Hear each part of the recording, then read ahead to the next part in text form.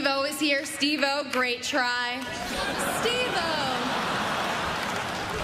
But I truly am, no joke, sorry for the loss of your friend Ryan Dunn. I know you must have been thinking it could have been me, and I know we were all thinking, why wasn't it?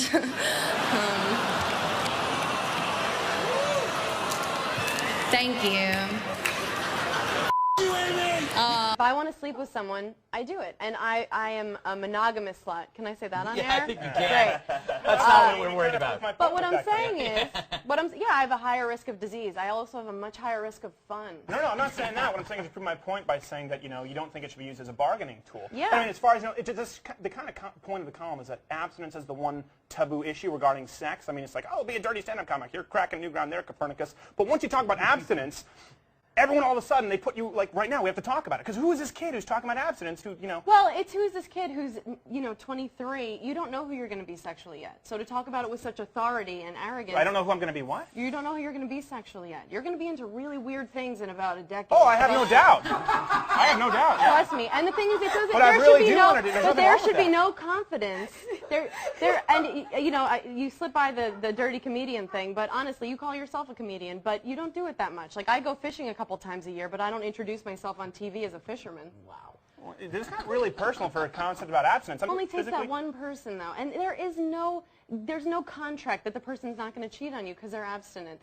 She could fall in love with somebody else. Well, actually, there is a contract. That's what a marriage is. It's a contract. It's a contract that more than 60% of people break. No, actually, that's not true. Actually, if you even look at the new U.S. Census Bureau statistics, more than 70% of first-time marriages last. Okay, but then the guy goes off and sleeps with a young boy. Well, good. You guys stayed married, but then there's infidelity. Well, once you bring out the statistics that guys are running around rampantly sleeping with young boys. First of all, I'm not a boy. I know I have characteristics as such. All I'm saying is, yes, you're right. Of course, it is way safer to not have sex, but if you have sex with one person, maybe they've had sex with one person.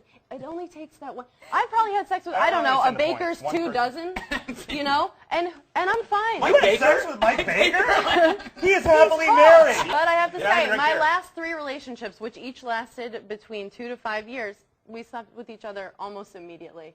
And it's because I knew that I wanted to be with them, Except that why'd you kill them? Except at the 5-year mark. Why don't you move here, and then you'd have a bigger place? Do you like it here?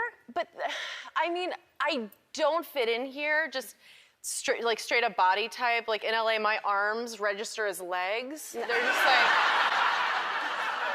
why is that octopus on Sunset? Is that... Well, last time I was here, right from the show, I got courtside tickets to a Laker game. That's fun. Yeah, because my business agent thought I was mad at him for sexually harassing me. But no, I'm like 30. This bitch is crazy, yo. 30, so I'm just starting to really appreciate that. You know what I mean? Well, it's true. I can't speak for everyone. I'm not like sexually harassed, but in your 20s, I feel like you walk around, like you'll walk past a construction site and be kind of like, oh, like don't look. But then in your 30s, I'm just like, what about this? Yeah. Like, how about, it's like my skirt's over my head. I'm like, ah. I look like I've been feeding, and I'm eating popcorn the way I think we all eat popcorn, which is, at first don't you always kind of start out kind of like lying to yourself? Like, oh, like one piece at a time, and then like you get a little more real, right? And then eventually you just you get real, and it's just, gah! Like, I've split my lip trying to get one more kernel. It's true. In my dumb mouth, it is true. Do you eat popcorn like that, though? Are you a popcorn lover? Do you eat popcorn like that, though? Are you a popcorn lover? And something about the darkness, we just lose all of our inhibitions in the darkness. Is the popcorn really that delicious we must shovel handfuls of it into our mouth?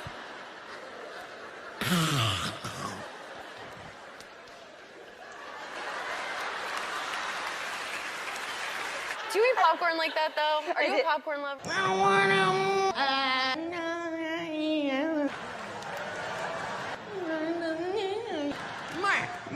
Mark.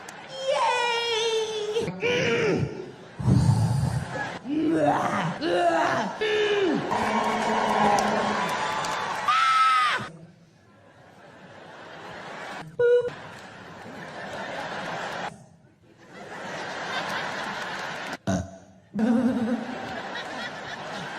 Hit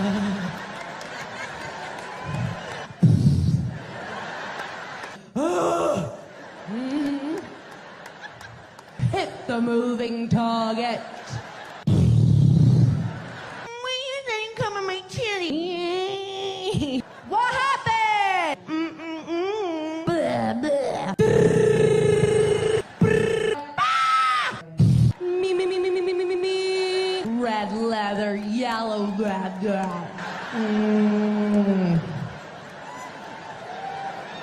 Not tonight, motherfucker. Woo! You wanna take all our Ram it. Oh, what's up now, internet? Like, oh, let me get that dick hole. I do. And you're not coming with me. Hi, Mimi. Really?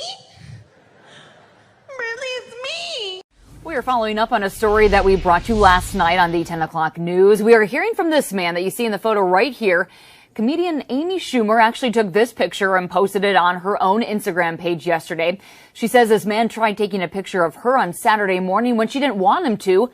Schumer also says he wouldn't take no for an answer. Well, tonight we are hearing from that man who says what the actress and comedian claims is not what actually happened at all. Now, Schumer's version of events has prompted dozens of stories online across the country and tens of thousands of comments attacking that man. Yeah, and it's all from here in Greenville, South Carolina. Tonight, that man, Leslie Brewer, he sat down with us about what happened and also about what's happened since. Well, and that's just for me sitting here with you. The last 24 hours for Leslie Brewer have been, for lack of better words, surreal. It was literally 5 minutes. Yeah. And it was like everywhere. He's talking about a picture that actress and comedian Amy Schumer posted on her Instagram page yesterday of him, thumbs up and smiling.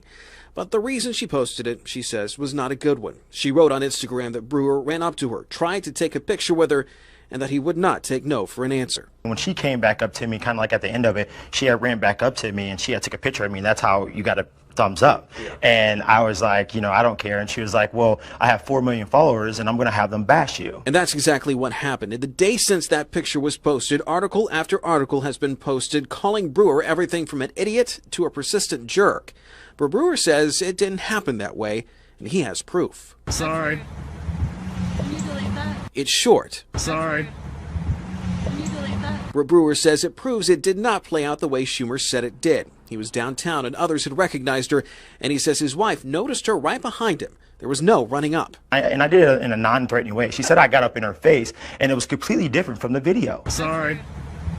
Can you delete that? Brewer says Schumer only made things worse after that video was taken. He thought she was coming back to apologize, but instead, he says she took the picture and personally insulted him. Then she got mad at me. He didn't delete the video, and at this point he says he's glad he didn't. He wants everyone to know what happened didn't happen the way Schumer said it did, and he says the comedian now has one less fan. I understand you want to blast me, and that's what she told me, but you're a celebrity. That's petty. That's beneath you. Now, Brewer says that if he had to do it over again, he would not have taken the picture knowing the trouble that it has caused. But he also says he had stopped on his phone when he was asked to by Schumer. Amy Schumer initially said that the incident involving Brewer in downtown Greenville would keep her from doing any more photos with fans, period. But she has since backtracked on that somewhat. A rep for the comedian told People magazine this weekend, quote, "I am grateful to the people who like my work and support me, but not the ones who think that behavior is okay." You tell them, are you happy? Are you they, emotionally because they're at church satisfied? smiling? No, you can say, are you emotionally satisfied in your marriage? Yes, no. By a 25% spread, both spouses who are virgins, yes. Are you sexually satisfied in your marriage? Yes. Is it difficult for you to achieve orgasm? Why would people have to be honest It's about all their the sources emotions? are listed in the column. Every single source listed. These are things that have been used by the Kinsey Institute. What I'm saying is, out. who cares what they said? A lot of people say they have happy marriages, even in therapy, when they're miserable. So the 25-point spread doesn't matter because only the people who will be lying would be the people who are abstinent? I just don't know any happily married people. Speaking of I'm sorry that got so heated. I just want that to say was good TV. I just want to say that I read the blog and it did come across to me like you ended it by saying no judgments, but it definitely felt very judgmental. Of course, when the column was written about the reaction from people like you who the second you talk about abstinence get upset. So thank you. Well, people like me who are almost 10 years older than you and know what it's like to live life and not just have all these morals with no life experience. Right, I had no life experience. That is true. I'm sorry, but somebody who works a little bit of the Christian comedy circuit. The Christian comedy circuit? What just happened?